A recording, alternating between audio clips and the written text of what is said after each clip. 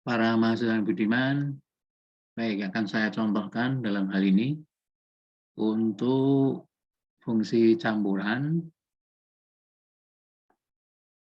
dalam menentukan hasil derivatif tingkat tingginya. Nah, ini ya, diketahui S sama dengan theta kali ln theta. Kemudian tentukan di pangkat 7S.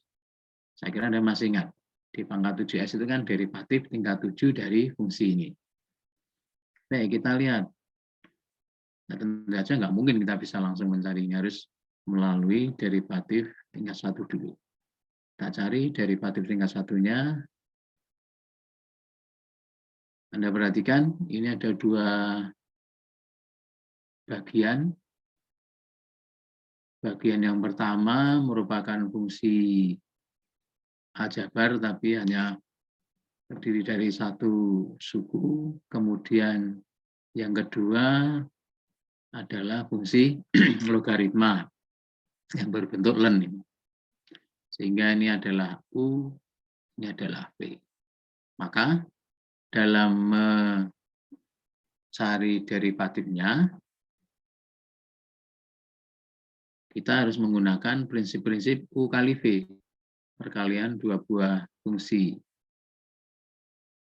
Saya kira Anda masih ingat dalam menghafalkan U kali V itu kan U aksen V ditambah UV aksen. Nah, sekarang kita lihat U aksen theta ini diderivatifkan terhadap theta. Sehingga kalau kita simpulkan S aksen sama dengan ada yang menggunakan ini,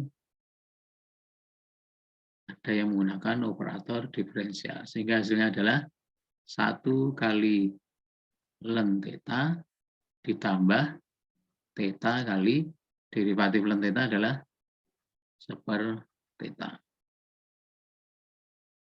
Ini saya kira bisa kita hitung thetanya karena dibagi dia sendiri. Maka kalau kita sederhanakan jadinya bentuknya ln theta ditambah 1. Kemudian kita cari derivatif tingkat 2-nya.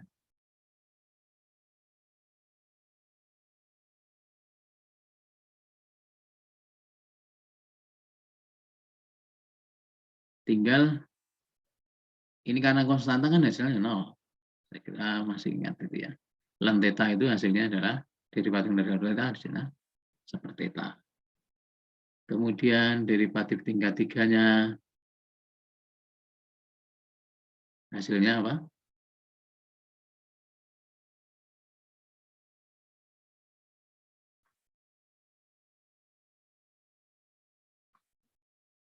Ini pangkat min 1 kan sebenarnya.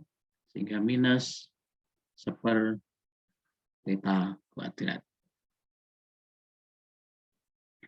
Kemudian kalau kita lanjutkan, ingat jangan menggunakan aksen, kita gunakan itu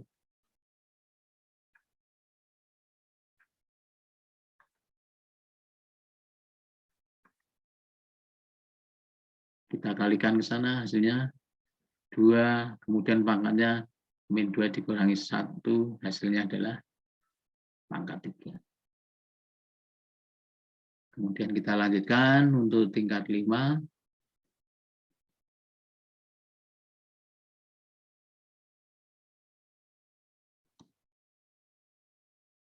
Hasilnya apa itu?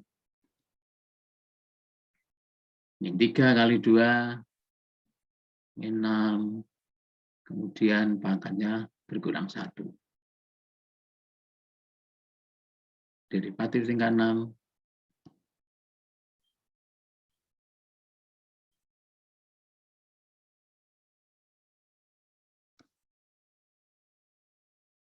Hasilnya min 6 kali min 4, 24, theta pangkat 5, dan satu lagi untuk derivatif tingkat 7-nya.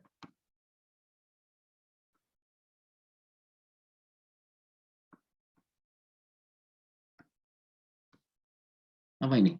Minus 120 per theta pangkat 5. Ya, 120. Nah, Anda perhatikan di sini nampaknya ada pola tertentu ya. Ya, memang kadang-kadang ada yang berpola, ada yang tidak. Gitu. Sehingga kita juga bisa menyatakan sampai derajat N bisa kalau ada polanya. Nah, Anda perhatikan di sini. Kalau dilihat polanya, ini kan tadi penyebutnya pangkatnya berurutan, beraturan gitu ya. Kemudian ada tanda positif, negatif juga beraturan. Kemudian yang atas sebenarnya Anda bisa juga mencermati. Ini kan tadi H2 itu hasil dari 1 kali 2. Kemudian 6 tadi kan hasilnya dari ini 1 kali 2 kali pangkatnya ini kan ya. 1 kali 2 kali 3. Kemudian Anda perhatikan lagi 6 itu kalikan 4, padahal hasilnya dari situ. 1 kali 2 kali 3 kali 4. Yang ini 120 juga kan, 24 kali 5 tadi. 1 kali 2 kali 3 kali 4 kali 5. Ada yang masih ingat bentuk-bentuk seperti ini? Ya, ini merupakan bentuk faktorial. Dan di dalam faktorial itu kan didefinisikan 0 faktorial itu 1, kemudian 1 faktorial juga 1. Yang ini apa ini? 2 faktorial, kemudian ini adalah 3 faktorial, ini adalah 4 faktorial, ini adalah 5 faktorial. Dan nampaknya ini berpola gitu. Juga tanda positif negatifnya juga berpola, selang-seling. Sehingga kita bisa menyatakan derivatif sampai tingkat N-nya. Cuman di sini ada kekhususan pada saat derivatif tingkat satunya itu hasilnya ini. Nah, ini kekhususannya di sini. Sekarang untuk ini kita buat pola yang mulai dari tingkat 2 ini. Derivatif tingkat N dari S atau D pangkat NS itu kan bisa kita nyatakan, Anda perhatikan kalau tanda positif negatif kan bisa kita nyatakan tergantung dari genap ganjil itu ya. Baik, mungkin kita bisa menyatakan di sini kita mulai dari 2, kemudian dikalikan pembilangnya. Anda perhatikan di situ pembilangnya pada saat tingkat 2 sebenarnya di sini tingkat 2 ini kan merupakan 0 faktorial, berarti N dikurangi 2 faktorial. Kemudian untuk penyebutnya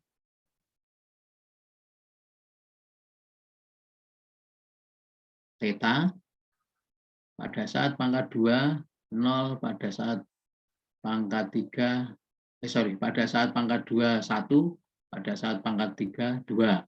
Berarti kita bisa menyatakan tetanya berpangkat N-1 dengan catatan bahwa